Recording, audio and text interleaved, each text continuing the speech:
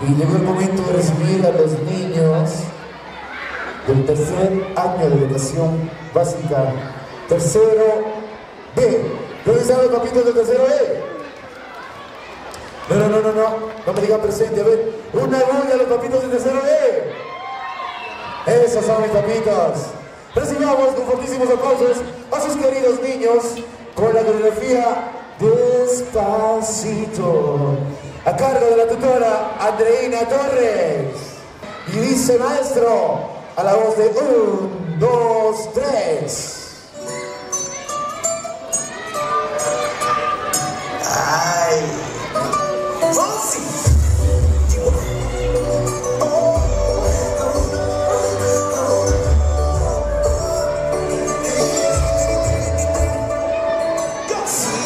Sabes que ya llevo un rato mirándote. Tengo que bailar contigo hoy. Vi que tu mirada ya estaba llamándome. Muéstrame el camino que yo voy.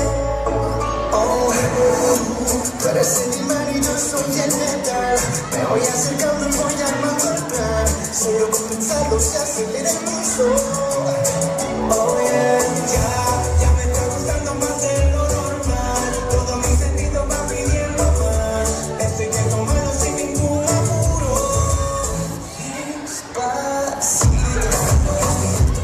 Despacito, que cosas al oído, para que te lo decidas más conmigo. Despacito, despacito, desde con laberinto.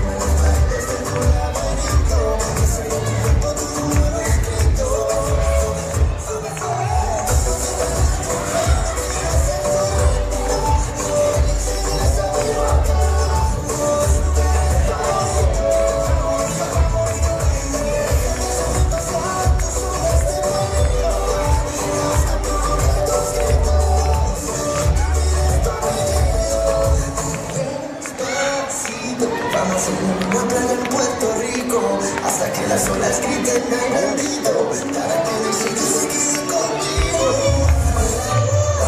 Pasitos arriba, pasitos arriba, pasitos arriba.